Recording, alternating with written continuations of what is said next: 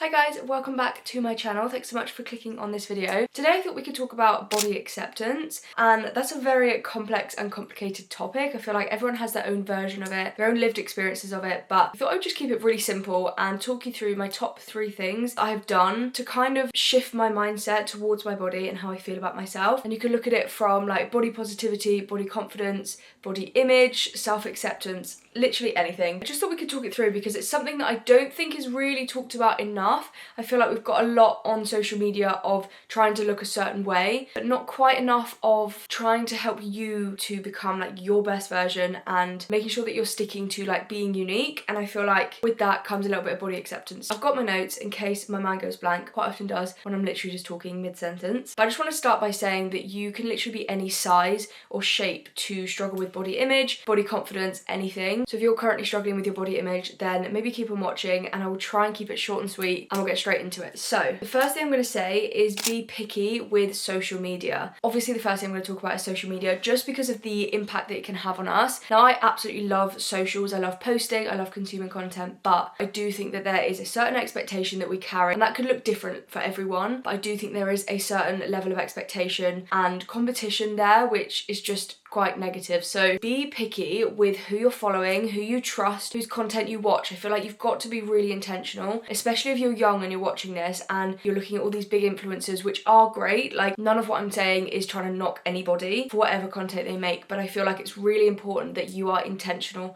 about who you follow, just to make sure that they make you feel good, positive, you leave their page or their video feeling uplifted, because otherwise I feel like it's a bit of a downward spiral when you're just constantly coming across their content and probably feeling a little bit shit about yourself. And like I said, there are so many content creators out there and so much content in general that make you feel good and make you want to do better or feel better or be grateful for your own life. And it can be a bit scary and a bit strange to feel like you're gonna unfollow people that you might have followed for ages. They could be in your own life, they could be like a celebrity, but anybody that you look at and you think, oh, I wish I looked like that, or I feel like shit now, just please unfollow them. Do yourself a favour and unfollow them, because it's just not worth it. This is your life, you only get one brain, one shot at this, so just make sure that you are getting the most out of it and that you are being really picky with your socials. The last thing I want to say on this about socials as well is that it's so important to remember that we only get a highlight or a glimpse of someone's life, and obviously when it comes to someone's body and it's either edited or it's just they're posed or they're in good lighting, like, it's so important that you remind yourself that they do not look like that all the time. And I think it's a really hard balance to find. For me personally, just from someone who posts on socials, but also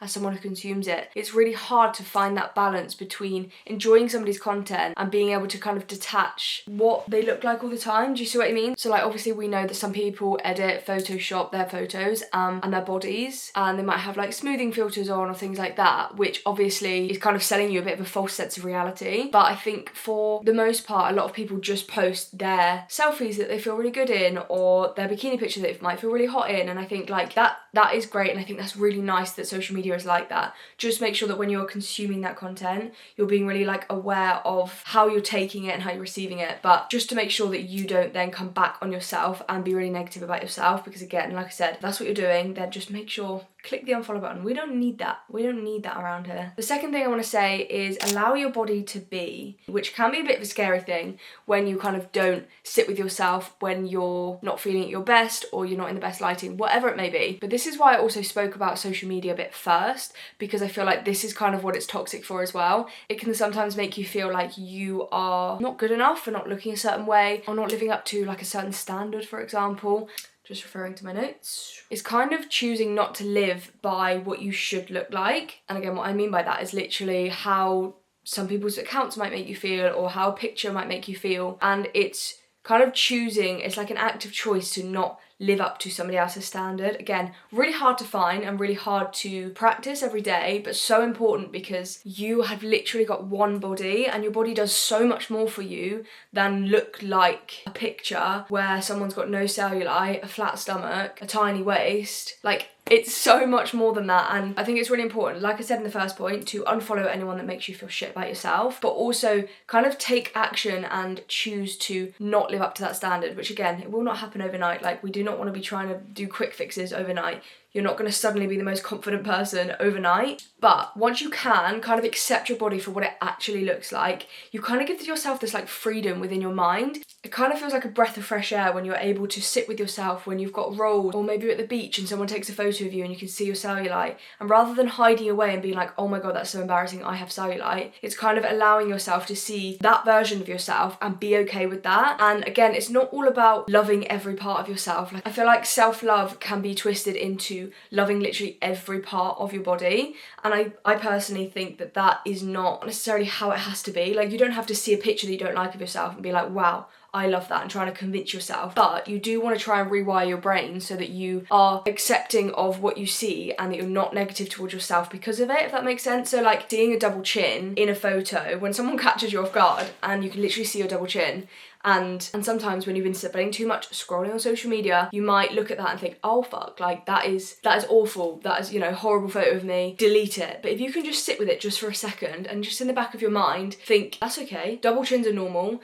that's not my most flattering angle, I wasn't ready for the photo, and you don't need to like rush to delete it to hide. And I think when you can start seeing your body for what it is and what it does for you, which is one of the biggest things, then you kind of start to accept it a little bit more, again, which is kind of separate to loving every inch of yourself, which I think is kind of another step, and that will always evolve. I think that will always fluctuate, whereas body acceptance can be a pretty consistent thing. Like, I kind of feel like loving every part of yourself will fluctuate with your mood or what the circumstances or what's happened. But I feel like body acceptance and just kind of accepting that that is how your body is and just allowing your body to be can be something that you can find kind of consistency with throughout your whole life. So just remember, when you're sitting with something that you maybe haven't liked about yourself in the past, one, it does not define you. Whatever it is about your body, it does not define who you are, how you show up for people, how amazing you are, how incredible your body is at performing for you or carrying you through life. And two, you do not need to meet anybody else's expectations. The moment you take other people's expectations out of your head and stop trying to meet somebody else's standard for what they look like or that they think you should look like I said, you kind of give yourself a bit of a freedom to like breathe and discover like what you actually want to put your energy into, rather than just constantly trying to chase the next standard or the next best thing or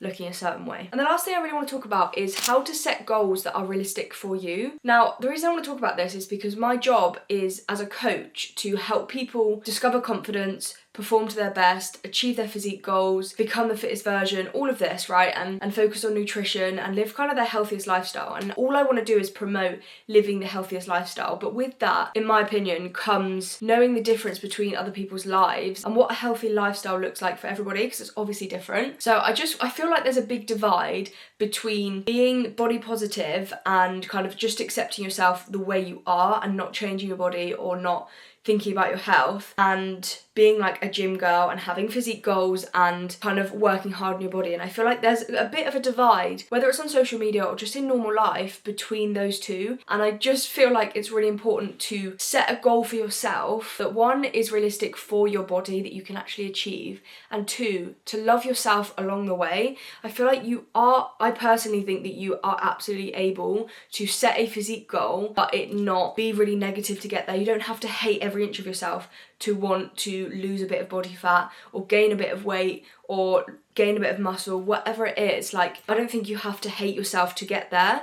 And I think there is this kind of confusion about accepting your body the way it is, but also wanting to either be better, if that's eat healthier and notice a little bit of a weight loss, or if you just want to achieve some physique goals. But with that being said, I will say that does go hand in hand with accepting that your body and your genetics are the way that they are. And I think that can be a really positive thing, because when you can give yourself that freedom in your own mind to allow your body to be as it is, but also work towards a goal, is incredible, because then you take the standard off of yourself, you take the pressure off of yourself to look like somebody else, because you know that you never will and you never want to, you never need to, but also that you can work towards a goal that might make you feel good, might make you want to show up daily, might give you more discipline, like might make you feel like a better human. And I feel like that's really important, just to create that distinction and know that you don't have to be one or the other. You don't have to be one extreme or the other. But yeah, the last thing that I would say on that actually is just make sure that what you're doing is actually getting you towards a goal that you actually want to achieve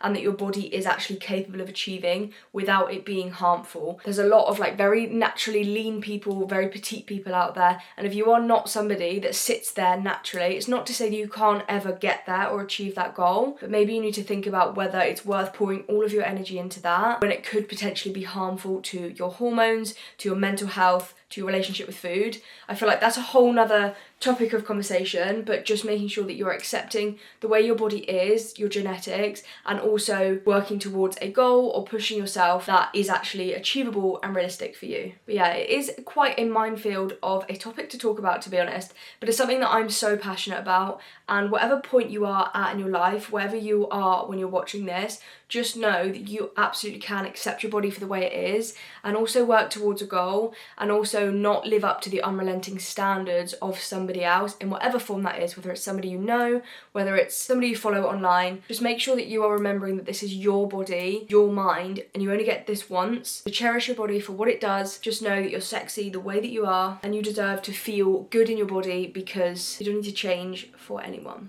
I feel like I kept that fairly short and sweet. I do love to ramble. I have been filming for quite a while. I'll try and cut it down so it's not so long. But please let me know if you took anything from the video, if you benefited from it, and if you enjoyed. And then we could talk about more topics like this. If there's anything in particular that you want me to talk about or cover, then please do, because I love making these videos because I'm so passionate about it. And I feel like this is the best place for me to kind of talk about it, just kind of talk at you guys. But hopefully you got something from this video. Other than that, I'm really happy that you're here. Please give this video a big thumbs up, classic YouTuber style, and hopefully I will see you in my next video.